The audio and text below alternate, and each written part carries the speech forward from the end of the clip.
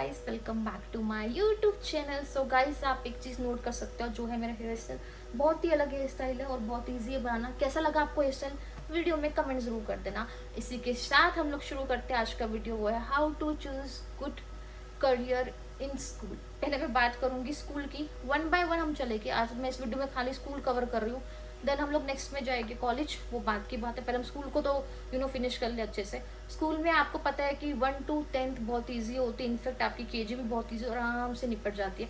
10th के बाद एक बहुत बड़ी चीज़ आती है सबकी ज़िंदगी में कि अपना करियर कैसे चूज़ करें। मैं तो बहुत ज़्यादा कंफ्यूज हूँ, मुझे कुछ समझ में नहीं आ रहा। ना मुझे कॉमर्स के बारे में पता है, ना मुझे साइंस के बारे में पता है, ना मुझे आर्ट्स के बारे में पता है, ना मुझे कुछ और चीज़ की नॉलेज है। कुछ नहीं पता, हम लोग पूरे यहाँ से ब्लैंक होते नहीं होते। आप मुझे कमेंट करो अब ये ब्लैंक का क्या हमको सॉल्यूशन निकालना है। हम लोग पहले उसमें चलते हैं। सबसे पहले आपको क्या करना है, यहाँ से आप एकदम रिलैक्स हो जाओ। आप पहले 10th से पहले कुछ मत सोचो, या 10th में आके कुछ मत सोचो कि मुझे 11th 12th में क्या लेना है। वो बात की बात है। मीन्स पहले आप आराम से अपनी 10th क्लियर करोगे, क्योंकि वो भी आपकी बोर्ड होती है। 10th तो चलो ईजी होती है, बट स्टिल आप फर्स्ट टाइम बोर्ड को फेस करो, टेंशन बहुत ज़्यादा रहता है। 10th क्लियर करो, आराम से चिल रहो। जैसे ही 10th क्लियर हुई, फिर उसके बाद भी आप मत सोचो कुछ भी। क्यों? वेट करो रिजल्ट का, क्योंकि बोर्ड का रिजल्ट है, किसका कैसा आएगा हमें कुछ नहीं पता। मे बी हम ज़्यादा एक्सपेक्टेशन लगा के बैठे हो और रिजल्ट कम आया है। और कुछ आपको इसे पता होगा कि जो मेडिकल है वो आप ऐसे नहीं ले सकते, वो आपकी परसेंटेज पे डिपेंड होता है। कुछ उसकी एक मिनिमम परसेंटेज होती है, उसके आपसे मेडिकल ले सकते हो, बट आप कॉमर्स ईजिली ले सकते हो, उसका कोई टेंशन नहीं है। तो कुछ भी मत सोचो, पहले रिजल्ट आएगा, उसी के ऊपर ही हम लोग डिसाइड करते हैं कि हमको क्या करना है क्या नहीं। पहली बात रिजल्ट, दूसरी बात आपका इंटरेस्ट।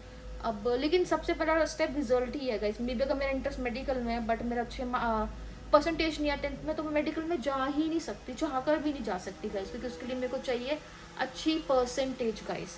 बट अगर मेरी मेडिकल में नहीं हो पाया तो फिर मुझे मजबूरन कॉमर्स में जाना होगा या मुझे आर्ट्स में जाना होगा, वो मेरे ऊपर है।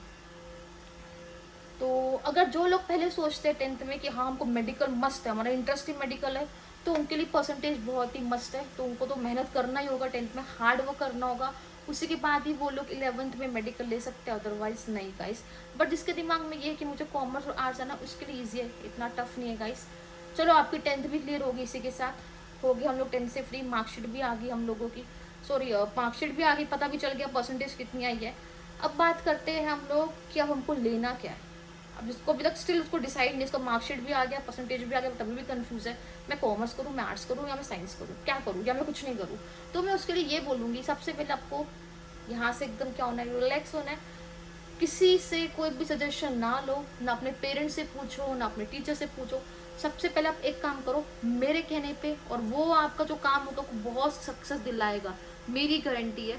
जो कि मैंने भी करने की कोशिश की, वो ये है, जाओ सबसे पहले अपने 11th 12th के सीनियर से बात कर लो, हर एक सब्जेक्ट की। आप कॉमर्स वाले से बात भी कर लो, आप मेडिकल से भी कर लो, आर्ट्स से भी कर लो, और उनसे जानो, उनको ये पूछो कि कॉमर्स में आपको कितनी मेहनत करने की नीड है, और क्या क्या सब्जेक्ट्स है मुझे इतना बता दो, और कॉमर्स आपके हिसाब से क्या है, मतलब इजी है, टफ है, और किस टाइप के बच्चों के लिए बनी है, या जो बहुत टॉपर्स है वही कॉमर्स ले, एवरेज के लिए, इतना आप निकाल लो उनसे। जैसे आपको ये इन्फॉर्मेशन मिलेगी, आपको पता चल गया सब्जेक्ट क्या क्या है। अब देखो वो आपको बुक्स दे या नहीं दे, मुझे उसका नहीं पता, ना मैं उसकी श्योरिटी दूंगी। आप एक काम करो, सब्जेक्ट उनसे निकाल के उसके बाद आप लोग लाइब्रेरी चले जाओ, वहां से आप बुक्स आपको आराम से मिल जाएगी। अब वो बुक्स को बार बार से पढ़ लो, टॉपिक क्या क्या, आपको थोड़ा सा यहाँ से समझ में आने लग जाएगा कि ये टॉपिक है, अब मैं थोड़ा समझ रहा हूँ। ये आपने काम कर लिया। उसके बाद आपने क्या करना है, अपने टीचर्स से सलाह लो। वो टीचर्स नहीं जो आपको 10th में पढ़ा रहे, बिल्कुल नहीं, उनसे मत पूछो, क्योंकि उनका काम बस आपको 10th तक ही था, रेडी करना, कर दिया। आप जाओ 11th 12th के टीचर से पूछो। अगर आपको लग रहा है कि मुझे डर लग रहा है कि मे बी टीचर मेरे को ना बताए, या मेरे को डांट दे, या पूछे क्यों ऐसा पूछो, तो तुम्हारा करे, तुम डिसाइड करोगे। कुछ कुछ टीचर्स होते हैं रूट, तो एक काम करो, आप अपने सीनियर्स के साथ जाओ, वो आपकी चीज़ में बहुत आराम से अच्छे से हेल्प कर देंगे, उनको साथ लेके जाओ। ठीक है, वो आपके बिहाफ पे बात कर लेंगे, टीचर को बता भी देंगे कि क्या पूछना चाहते हैं क्या नहीं, इतना आप कर लो। ठीक है, जैसे आपको टीचर ने एडवाइस दिया, उसके बाद जाओ अपने पेरेंट्स के पास, उनको बताओ कि हम लोगों ने ऐसे एडवाइस किया टीचर से। पेरेंट्स बोले कि ओके, उनको पेरेंट्स को ये बोलो कि अभी हम लोग ने ट्यूशन टीचर से पूछेगी, अगर वो आप ट्यूशन लेते हो तो उससे पूछ लो, अगर आप इनके ट्यूशन नहीं लेते तो अपने माँ बाप से सलाह लो कि ऐसा हम लोगों ने सोचा है। आपकी जो सेकंड बेस्ट गाइडेंस है वो आपके पेरेंट्स ही है, तो वो आपको अच्छी सलाह देंगे गाइस। क्योंकि 10th 11 12 बहुत इंपॉर्टेंट होती है गाइस, बहुत। 12th खासकर बहुत इंपॉर्टेंट है, क्योंकि जैसे आपको पता है 10th में ही हम लोग बोर्ड पहला करते हैं, उसके बाद 12th बोर्ड होता है। देखो 10th में बोर्ड पहला क्यों है कि बच्चे के थोड़ा कॉन्फिडेंस आ जाए, क्योंकि वो 12th के रेडी हो जाए, वो 12th में घबराए ना बिल्कुल भी, यहाँ से भी बिल्कुल थोड़ा फ्री हो जाए। क्योंकि बोर्ड आते हैं ना गाइस, हमको ना बहुत ही अपनी लाइफ को लेके बहुत ही सीरियस होना पड़ता है, अपने टाइम टेबल बनाना पड़ता है, सब करना पड़ता है।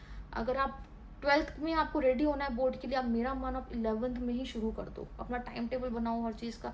मैं आपको ये नहीं बोल रही कि आप 24 घंटे पढ़ो, बिल्कुल नहीं, बट स्टार्टिंग से आप पढ़ना शुरू कर दो, वो बेस्ट है। क्योंकि एग्जाम जब आता है ना बाद में, और हम लोग बाद में जब पढ़ते हैं तो बहुत बड़ी गड़बड़ होती है, जो कि मैं नहीं चाहती कि वो सब आप करो। और आपसे ये बोलूँगी कि आप 12th के लिए ऐसा रेडी हो कि अगर आपकी बिल्कुल भी एक तो कंपार्टमेंट ना आए और अच्छे आपकी परसेंटेज आए, जिससे आप फिर नेक्स्ट आपका होगा बहुत ही एक्साइटेड वाला करियर, वो है कॉलेज। उसके लिए मैं एक सेपरेट वीडियो बनाऊंगी और बहुत मज़ा आने वाला है। सो ये सब चीज़ें, और जितना हो सके आप अपने इंटरेस्ट के हिसाब से ही चीज़ें करो। मैं ये नहीं चाहती कि आप किसी के दबाव पे जा रहे हो, पेरेंट्स आपको दबाव कर रहे हैं कि नहीं कॉमर्स ले कॉमर्स ले, बिल्कुल नहीं। आप अपना कंफर्ट देखो, अपना इंटरेस्ट देखो, सबसे इम्पोर्टेंट कि आप कितनी मेहनत कर सकते हो वो चीज़ पे, और आपका क्या फोकस है। अगर आपका फोकस आर्ट्स है, आप आर्ट्स में जाओ, इट्स ओके। बट आर्ट्स के बाद क्या करना है वो भी आपको तब भी ही सोचना होगा गाइस, समझे। क्योंकि 10th के बाद ऐसा होता है कि हम लोग जो फील्ड पकड़ते हैं हम उसी में ही जा सकते हैं। मतलब मेरा कहने का क्या मतलब है, सपोज मैंने कॉमर्स लिया तो मैं कॉमर्स में ही अपनी जर्नी शुरू करूंगी 12th के बाद कॉलेज में।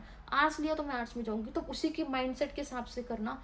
अगर इनकेस आपका ये है कि 12th के बाद मेरे को बिजनेस करना है या जॉब करना है, डायरेक्ट मुझे कॉलेज नहीं करना, फिर मैं आपको बोलूँगी आप कॉमर्स लो या आर्ट्स लो, बहुत इजी होता है, बहुत इजी होता है क्रैक करने में।